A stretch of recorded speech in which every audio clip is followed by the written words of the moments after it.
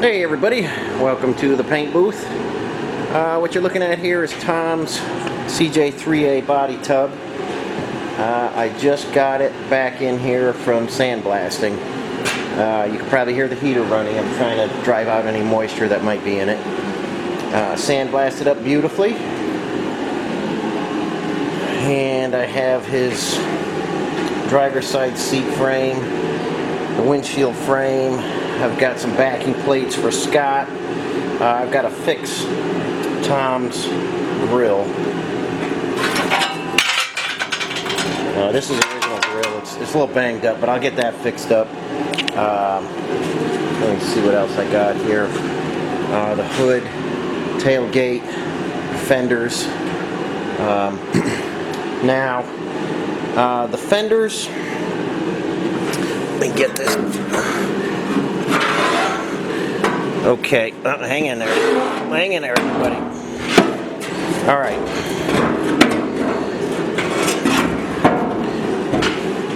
Okay, the fenders have some tooling marks from when they were made, okay? Right in here. And now this whole thing from SGI, these were green. This whole thing was filled.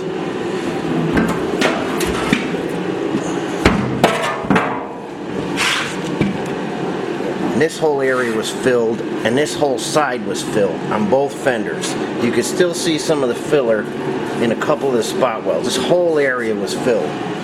On the windshield frame, when I sandblasted it, this whole side here was filled, and you can see there's nothing wrong with the windshield frame, but they're trying to cover up all the spot welds.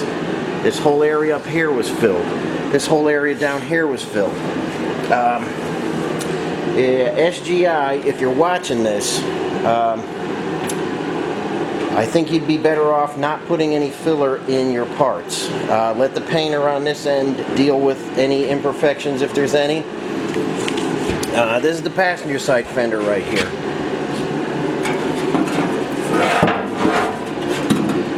Okay, now there was so much filler in here. This is wrinkled because I had to hammer it. This is the passenger fender. This was hitting the battery tray because there was so much filler in there. I had to knock the filler out. I had to bang it back. This is a welded in piece here. Again, guys, SGI, leave this with no filler in it. It's easier for us to deal with it on this end. Filler is best used, and a lot of guys are going to argue with me on this, and I really don't care. But filler is best used after epoxy primer. Okay, bare steel like this, you got all this bare steel. Do not put filler directly on bare steel. It's eventually going to rust underneath there. You can trust me or not, I don't really care. A lot of guys are like, oh, you got to have bare metal. You're going to have problems down the road. Epoxy primer, and then filler, and then regular high build primer or a 2K primer, whatever you prefer. The Jeeps are supposed to have the spot welds showing. Don't try and hide them, SGI. Do not try and hide the spot welds. That should be there in every Jeep. It would be nice if we could start getting fenders and all the other accessories in bare steel. It's easier for me to take care of any tooling marks. I could practically sand these out. They're very shallow. There's no need to put filler in there. It's easier for the painter on this end, like I say, to handle this. And seeing how much filler is in these fenders and windshields and stuff like that, it makes me have to sandblast it all off, because I'm not going to have a situation where I send a customer off with body filler on steel.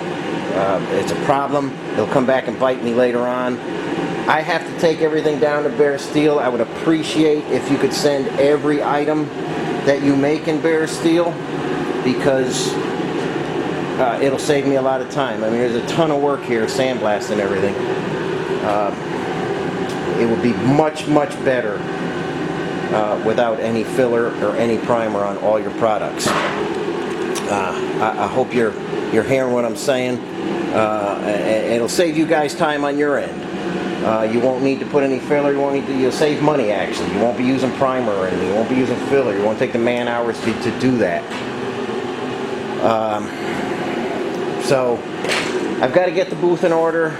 It's getting late. It took me basically all day to do all these parts. I got Mark's bell housing there. Like I said, I got some stuff for Scott. I got more stuff in the barrel here for, there's a little bit of everything in there. Scott's rear differential cover, Mark's drum for his transfer case, which is just about done. A little bit of everything. So I'm going to get busy. I got to get the booth in order. I've got to fix his grill. I've got a lot to do. Probably not going to get to spraying tonight, but I want to keep it warm in here. That's why the fan's running and the heater's running. And I'll get everything blown out, vacuumed off, and we'll start with epoxy primer. First, body doesn't look like it's going to need any kind of filler or anything. Like I say, these spot welds are supposed to show. Don't try and hide these, SGI. The Jeep looks fake when that happens. So we'll lay down some epoxy primer on everything probably tomorrow morning. I've got to paint Tom's seats black and some other stuff black. And then we'll get on to the Luzon red that this body tub and associated parts are going to be. So that's what's going on today. And like I say,